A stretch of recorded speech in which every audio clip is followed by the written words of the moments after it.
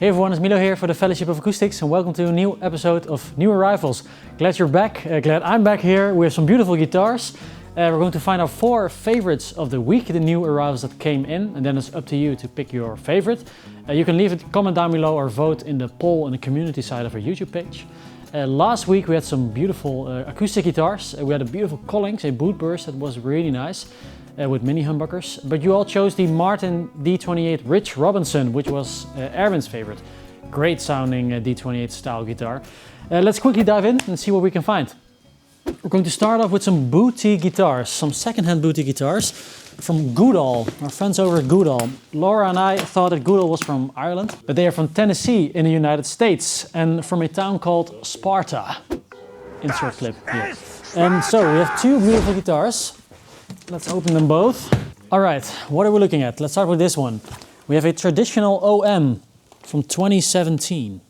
Wow, that's real pretty. We have an Adirondack top, Indian rosewood back and sides. Really, like new. I read that this is an OM guitar that's focused a little bit on the flat picker bluegrass player. So it's not really intended as a fingerstyle guitar, though a lot of players choose an OM for fingerstyle. Nice maple binding on here, herringbone as well. Maple binding along the fingerboard. I'm thinking these are from the same previous owner. What we have here is a Grand Concert model from 2014. Again, a really clean condition. This one has a German spruce top, and then we have a incredible Macassar ebony back and sides. It looks a lot like a really dark, maybe Brazilian rosewood, but it is actually ebony with a beautiful flamed maple binding, which looks really cool on both these guitars. I don't really know what the difference is between a OM and a Grand Concert.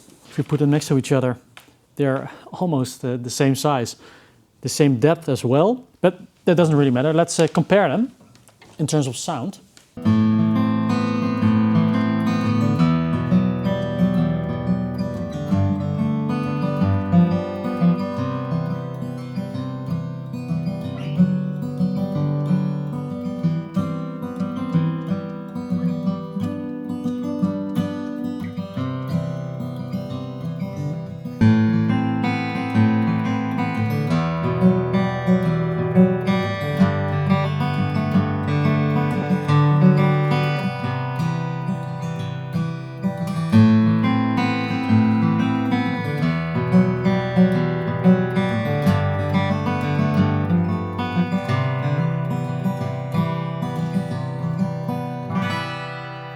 We're just trying to figure out the differences between the models, the OM and the Grand Concert.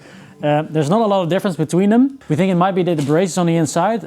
It's not the scale length. It's not really the size of the body, but we'll find out what the difference is. I think they both sound really good. I prefer the traditional OM by a slight margin. And there is a Martin TFOA guitar that I want to maybe shoot out with this one as well. And then I will pick my favorite of the 3. Another 2014. Oh wow, it's a 12 fret. Okay. Another 2014 guitar. This is from the Vintage series by Martin. This predates the Authentic series, but is also a series that was focused on the pre-war look and feel of the guitars. But they were cheaper than the Authentics were when they were released. A triple O with a 12 fret design. It's really beautiful. Let's tune it and check it out.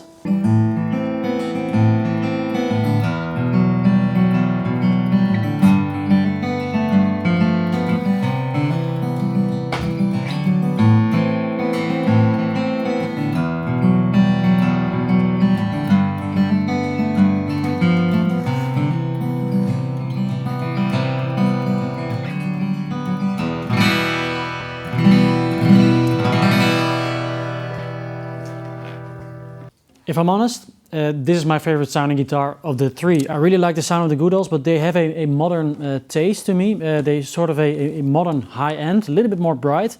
This feels more like a vintage guitar. It was made to feel like a vintage guitar. These were not made to feel like a vintage guitar. This is really for a more modern player, but I like a triple O with a 12 fret design. The sound of this is beautiful. It has a wide neck as well, together with slotted headstock. Really comfortable to play for me. Yeah, this is really my sort of acoustic guitar. So this is my first choice for this new rounds.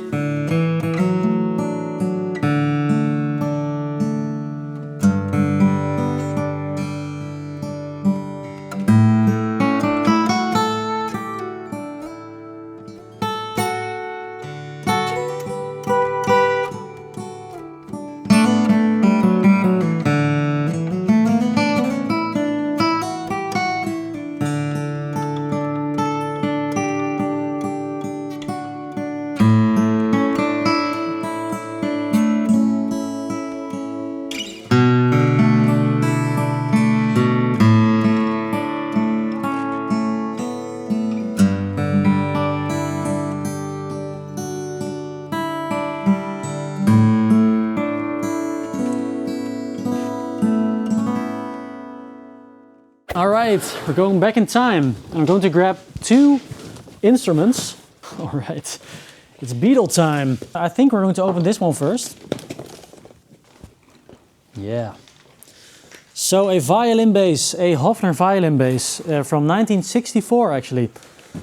Look at this. Of course, we all know this bass from Paul McCartney. He's the most famous bass player that played the violin basses. But I see more and more bass players gravitating towards this violin bass design. It is a really specific sort of sound, a short scale bass sound, which has a lot of low, really low end, more like a subby low end, more than maybe a P bass would have. Actually, we shot a video together with Xander Vrienden. He was here a few weeks ago. He also played on another violin bass that we have, and we talk about all sorts of vintage basses. You will see this episode pretty soon online. You have a sort of a rhythm sound and then a solo sound. Yeah, really a sign of the times. A bass on and treble on switch also does something to the EQ, sort of like a tone switch. And then you have 2 volume knobs. Paul McCartney's was a 63, so this is a 64. But we're selling this as a set because we have another instrument here. I have not seen this yet, I think Laura has.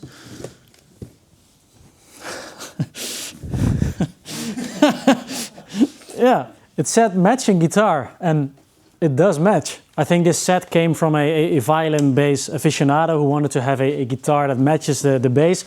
And you will get this guitar with the bass. This really has nothing to do with Hofner as a company. They didn't sell this as a set back in the day. Next up, we're going to compare 2 70s Gibsons, a bigger hollow body and a solid body. Let's put them both on the floor. One is from 75, the other is from 79. This is an ES175CC from 1979. Some of you will know what the CC stands for. If you're seeing this pickup, it stands for Charlie Christian, who was a really, really famous jazz player. And he collaborated, I don't know who the original designer was, but he collaborated together with someone to design this pickup. And it was first used in the ES150, if I'm not mistaken, already back in the 30s. It is a sort of a single coil design, specific sound. It's more open than a humbucker, but it's more mellow than a standard single coil. Also, it has a bar pole piece, so no individual pole pieces. It's just a single bar. This is the first contender. I think Tom will be happy if I pick this for him because he's doing the demos this week. But we have a solid body, a Les Paul model. This is a Les Paul Deluxe from 1975. Ooh, in a beautiful honeyburst. It's got quite a weight to it, and that's something that the 70s Les Pauls are known for. Originally, this came with a mini humbucker, so this has been replaced by regular humbuckers, as you can see. This is not the most beautiful looking Les Paul I have ever seen. It's also got there are multiple pieces, as you can see here. Multiple pieces of maple. Of course, this doesn't really matter if it sounds really good. But right now, because I don't have an amp here, I'm going by looks. I like Les Paul Deluxes, but then I like them with mini humbuckers, so not with regular humbuckers. I'm going with the ES175CC because I don't see them too often. I really like the Charlie Christian pickups, mostly when I hear them. And this is a guitar that really comes to life when Tom plays it. So this will be my second choice for this new rounds.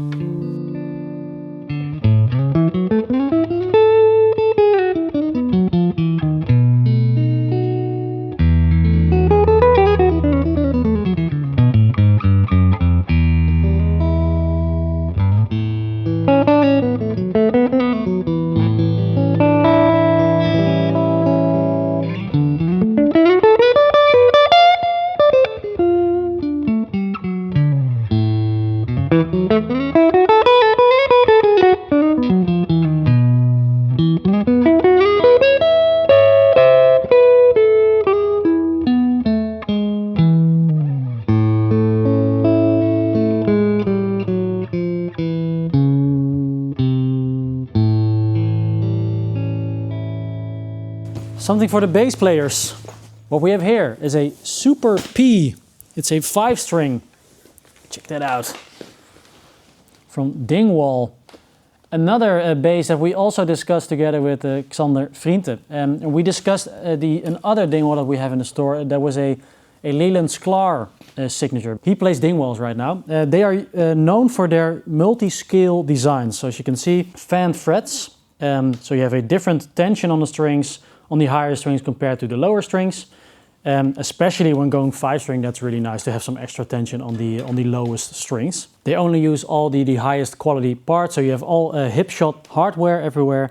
They make their own pickups in-house, and also their finishes, they have sort of a glassy sort of look to them, which I like. They are really modern, high-end basses. Next up, a polar opposite of a Dingwall Super P 5-string bass. We're going back to the 30s, it is? No, 40s, with a old Epiphone Archtop. This is a Epiphone Triumph. Look at that. So we've seen a lot of Epiphones lately here over at the Fellowship because we are doing an auction, which is now online. It's a new initiative here within the Fellowship. We started an auction on which you can bid on a collection of guitars, and we also have a collection of Epiphone guitars on there. The site is now live, so go and browse through the guitars and you can make your bid. There are Triumphs in there as well, but this is a guitar that's not part of that collection. The Triumph was one of the more bigger bodied Archtop. I think this is a aftermarket pickup. It was not installed at the factory. This was really to be used in a orchestra to be loud as possible to compete with all the other instruments. Epiphones from this time period are really some of the highest quality Archtops that you can find.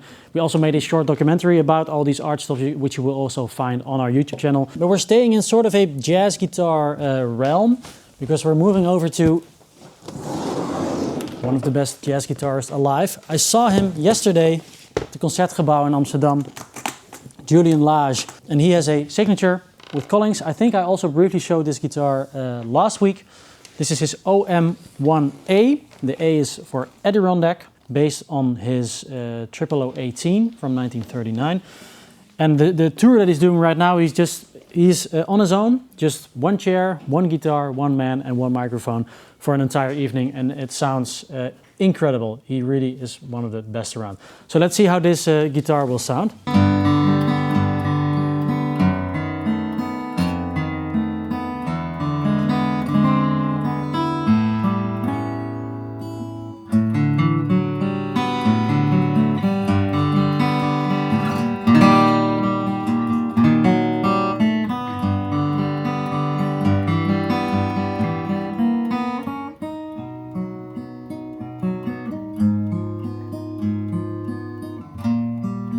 This is such a lightweight, resonant guitar, really incredible. But we did feature a lot of Collings the last couple of weeks, so I think we're going with an acoustic Archtop. We're going with a Epiphone Triumph from 1940. Let's go!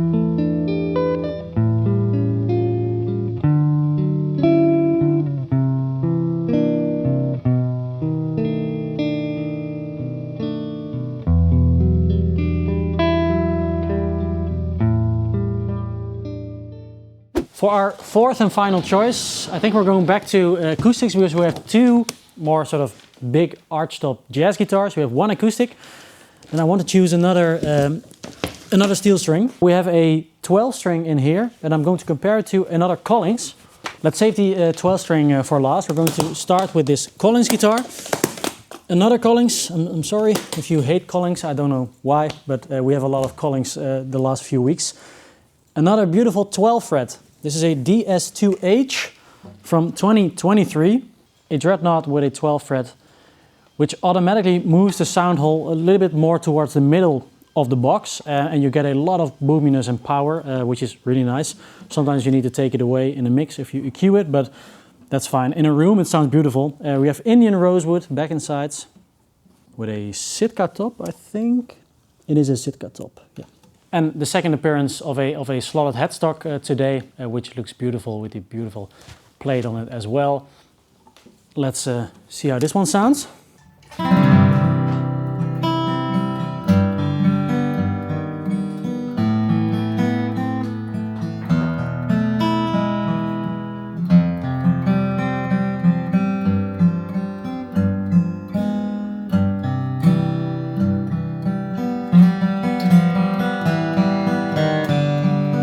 This has a really full sound and nice bass end, but I do think this one needs to be played in a little bit more.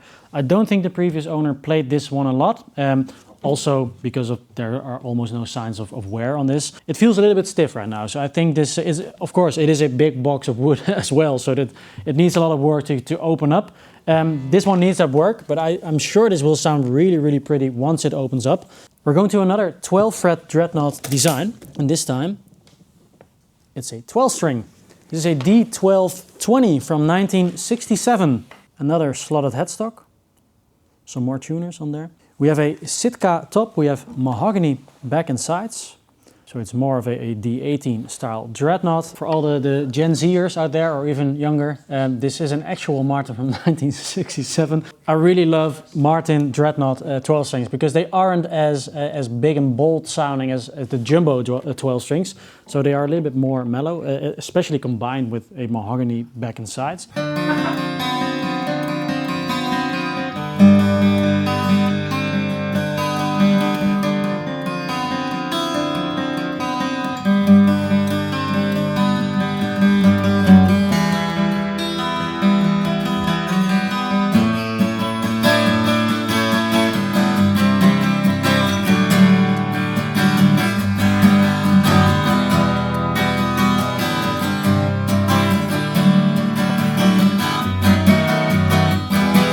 It's quite difficult to play, as is the case with a lot of acoustic 12 strings, but it sounds really good to my ears.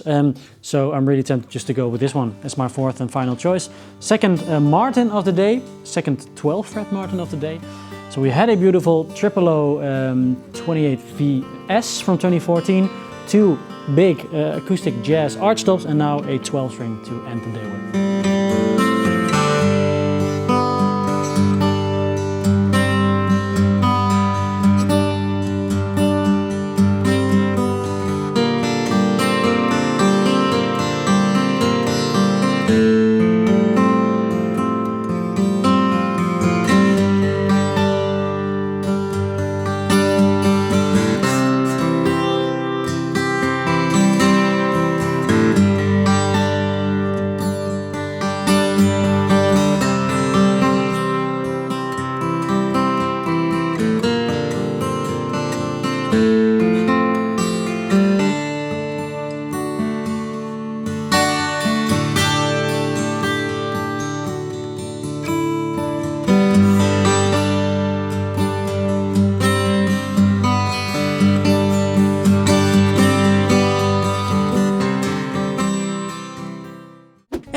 Thanks for watching this video. Comment down below which one of the guitars is your favorite. Mine is the or in the poll in the community side of the YouTube page.